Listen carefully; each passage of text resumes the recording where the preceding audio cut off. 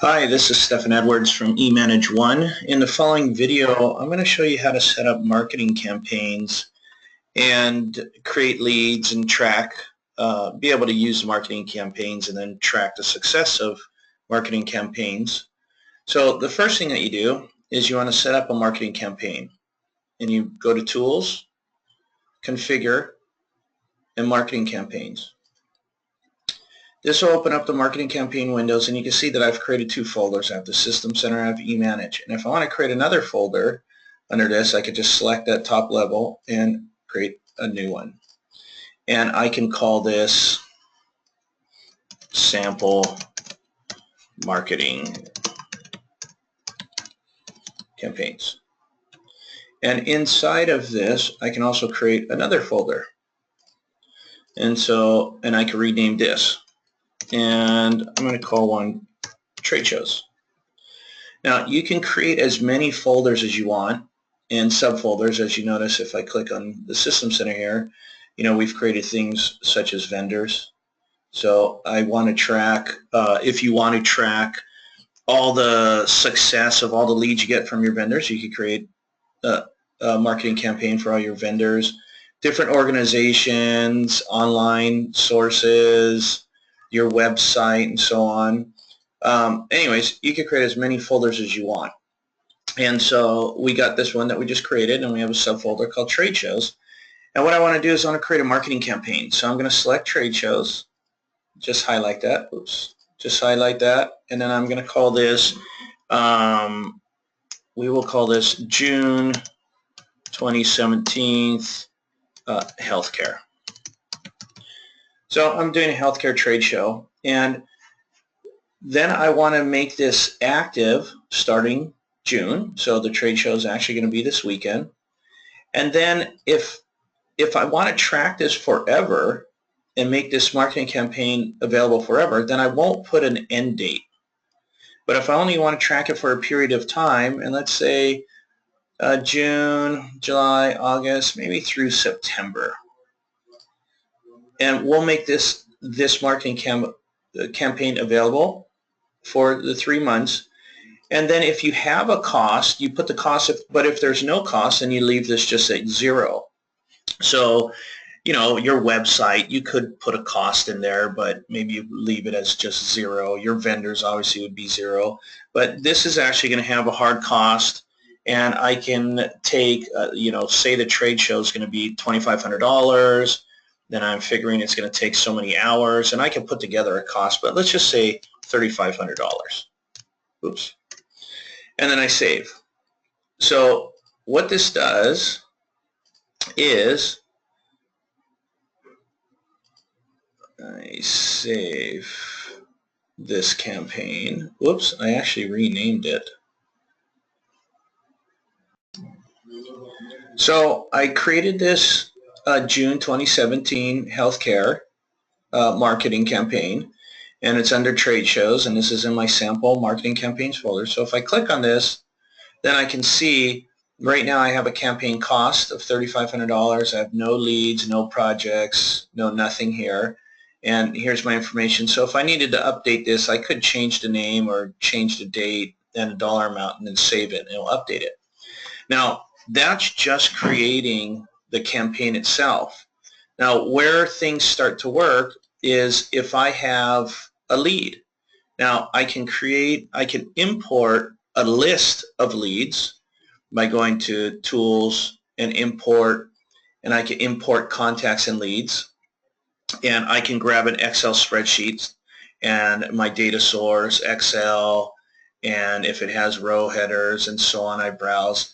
And anyways, I can import this in. Now when you import it, there is, because eManage, it flows through the entire system, your entire business. There are disciplines that you have to have to import leads. You need the company name and an address and so on if they're not part of an existing company. But anyways, what happens is when you import this, you'll notice down at the bottom here, there's marketing campaigns.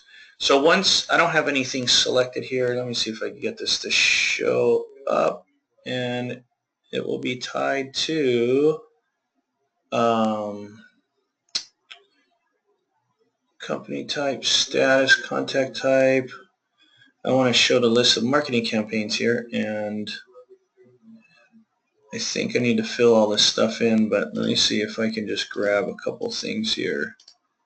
And maybe I can't without grabbing a list. Anyways, what will happen is this marketing campaign drop-down will be available, and you'll be able to select the marketing campaign that you're going to. In fact, you know what? Here's what I was looking for. And yeah, I would actually have to grab an Excel spreadsheet and load that data. Then it will enable these drop downs and I can fill them out. But this will drop down and you'll be able to select that marketing campaign. Now, if you had somebody call in, and let's just grab a contact here, and I'm going to search them by last name, and I'll actually search myself, and I'm going to create a lead off of my name here. Oops. And what I'll do is if I right click and I go to actions and I go to create a lead record, then what happens is I select the salesperson, fill out all the information, and these are drop downs that I created. You know, you'll be able to set up your drop downs and put in here what you want for your business. But this is I'll say specifying and budgeting right now. Priority is hot, and then this is where I can attach to that marketing campaign. So if I scroll through here, you can see all the different campaigns that I have. And as I get, where was that campaign I had, which was, I'll select the marketing campaign, and as I was just mentioning that this is a list of all those, but I called that the June Healthcare. And then referred by, I can fill this in if I have to set the fill in, or you can set it for drop down, so I can just type in something there or leave it blank. I can put in an approximate value in on this, and I can also put an expected decision date if I want to, and then put the interested in.